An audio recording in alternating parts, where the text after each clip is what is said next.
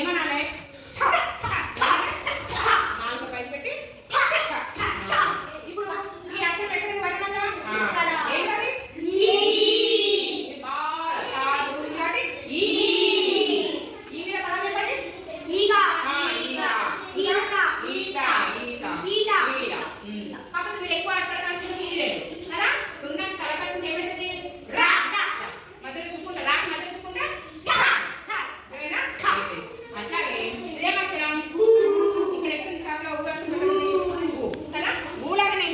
రెండో ఇంకా సేమ్ ఏమేమి అక్షరాలు చూడండి. ఊలాగా ఇది ఉంది, ఇంకా ఇది కదా.